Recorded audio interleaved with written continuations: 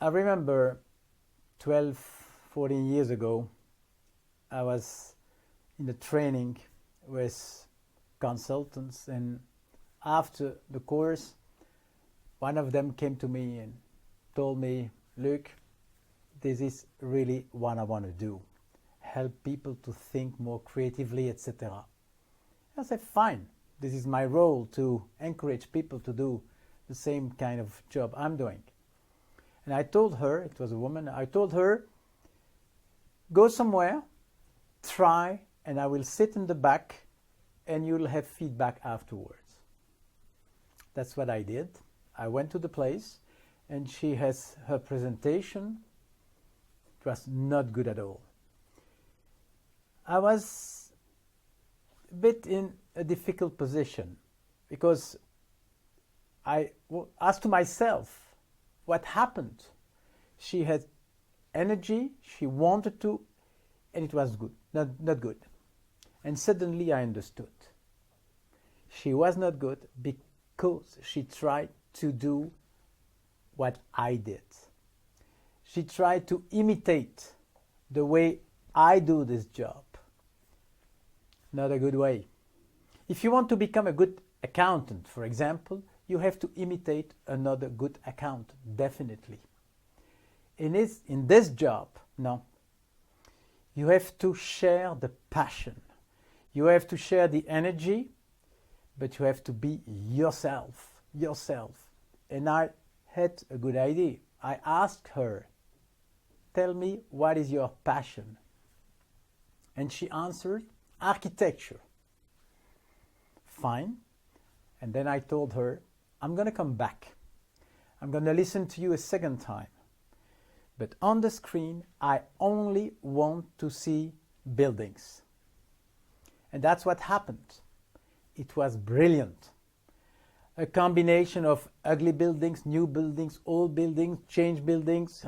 It was brilliant.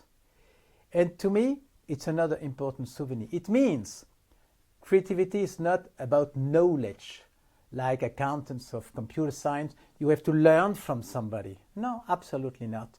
There are some concepts, and we cover most of them during the 6 lectures. It's much more about passion. So, if you want to do something like that, select the passion here you have inside of you and build everything. If you have a passion for music, go to music. You have a passion for painting, go to painting. There are many, many ways to deliver the same message, and you will be definitely much better building on what you are. That's the way. And now I come to an end. So I will do what I just told you. I will build on my passion. I have a passion for philosophy of science. You have noticed before.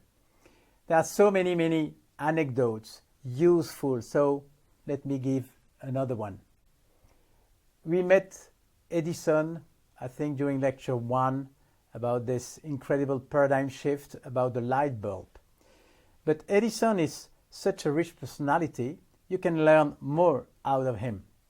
And if the light bulb was definitely a beautiful eureka, he also had some great carambas.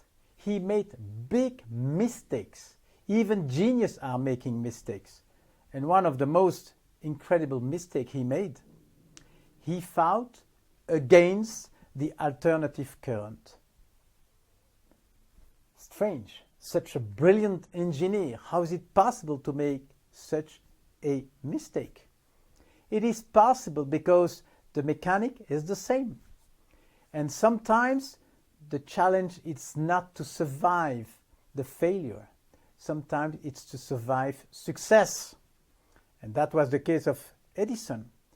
He had so many successes at the beginning of his life. He patented a lot of telegraph and things like that. All of them in direct current. So at the end of the 19th century, when this idea of alternative current slowly came, he fought against. And at that time, they wanted to organize the electricity throughout New York City. And his competitor at that time was Westinghouse, who used alternative current. It was a big war and a big mistake. So at the same time, you had great eurekas and great carambas. But more than that, he was a man with convictions, with beliefs. And two of them are, to me, really the most important one. If you want to be good in on this topic, creativity, etc., you need, one, never stop thinking. Second, enjoy. Enjoy thinking. The real joy of thinking together. And those are my beliefs too. Maybe just to leave you a last anecdote about Edison that covers both aspects, non-stop and enjoy thinking. He lived, I think, until 84 years old. And at the end of his life, he delivered speeches. He was a star, a superstar, a keynote speaker, invited everywhere. And one of those evenings, there was a question time. And after his talk about his life, one woman raised her hand and asked Monsieur Edison, 1,000 inventions. It's incredible. I have two questions for you, she said. First question, which is your very first invention?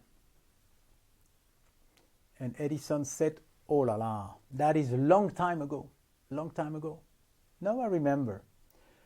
I was in a village and the neighbors had a nice daughter. So I wanted to go out with this daughter. And in order to organize that, I fixed something in the oil lamp of the father. I did something and suddenly the light was brighter, less smoke, and the father was so happy I had the permission to go out with the daughter. The woman was, yes, of course, completely overwhelmed by Edison. And then she said, hey, I have a second question. Which is your very last invention? She asked. And Edison then looked at the woman and he answered, my very last invention, the story I just told you. We have reached our final destination. No, this is definitely not a final destination. I have to leave you, of course, and I thank you very much for having made this journey with me throughout those lectures. But I really hope this is not a final destination at all. I wish this is a starting point for you. My job is not about what you should think. It's about how we think. And in the end, I don't have food to offer. My passion is to make people hungry. I wish you bon appétit.